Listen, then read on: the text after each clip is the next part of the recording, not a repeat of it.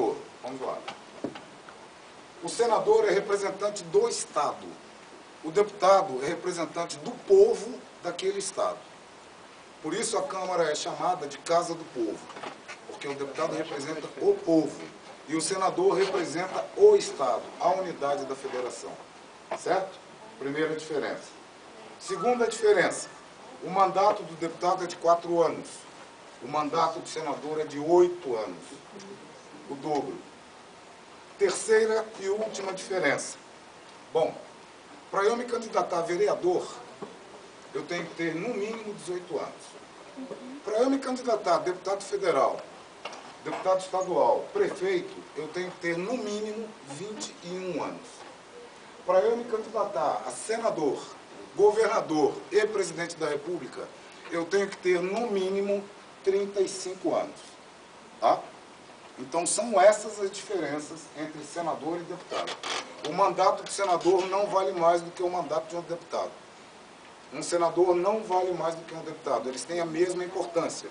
Tá? As diferenças são somente essas que eu falei para você. Beleza? Bom, como eu falei, para você se candidatar a senador, você tem que ter no mínimo 35 anos de idade. E muitos que estão aqui já têm mais de 30 anos que são senadores. Ou seja, o Senado não é nenhum exemplo de juventude. Né? Talvez por isso esse cheiro de mofo que a gente sente a hora que a gente entra aqui no plenário. Vocês sentiram também o mofo?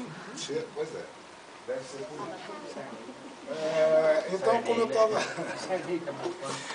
como eu estava falando, diferentemente da Câmara, aqui cada senador tem um lugar marcado.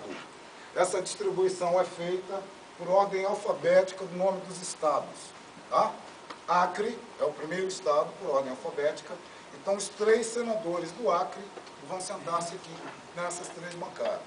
Essa aqui é ocupada pela senadora Marina Silva. Está aqui o nomezinho dela, escrito aqui direitinho. Diferentemente da Câmara, cada bancada tem um microfone. Ou seja, o senador não precisa se levantar para pronunciar o seu discurso. Ele pode ficar aí sentado a tarde inteira. Alguns ficam roncando, outros babando na gravata, mas ele não precisa se levantar. Tá? E não é brincadeira não, já pegaram lá de cima, as galerias do Senado estão ali, vocês estão vendo? Aquelas cadeirinhas ali. Então lá de cima um jornalista já fotografou um senador aqui no laptop acessando o site pornô. Não é brincadeira, isso é verdade. Não vou declarar o nome da pessoa porque eu acho que não tem nada a ver. Mas, então, eles têm sim essa possibilidade, diferentemente da Câmara, tá?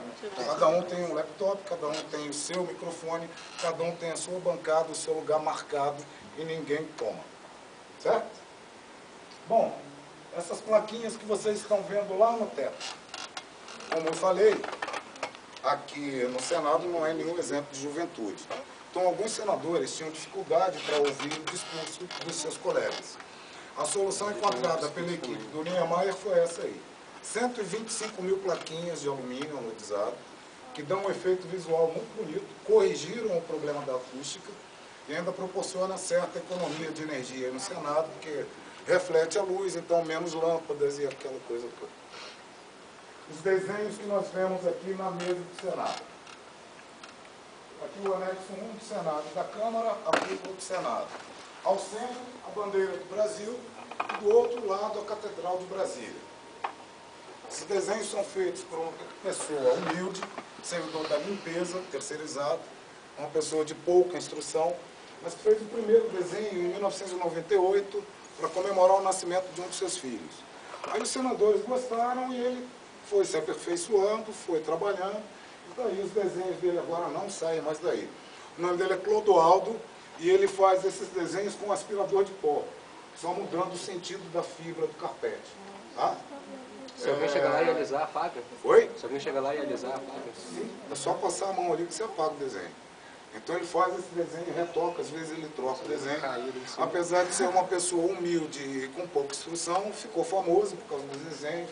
Já concedeu entrevista a Jô Soares, Ana Maria Braga, tá? O nome dele é Clodoaldo.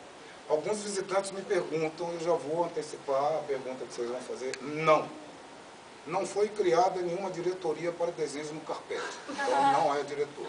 Nenhum daqueles 180. Tá bom? Mais alguma dúvida? Aquele busto ali, quem é? Rui Barbosa. Rui Barbosa está ali porque ele é considerado patrono do Senado, que é um brasileiro que durante mais tempo ocupou uma cadeira de senador. Rui Barbosa foi senador ainda na época do Império. Na época de Dom Pedro II, Rui Barbosa já estava no Senado. E ele, praticamente sozinho, escreveu a nossa primeira Constituição Republicana.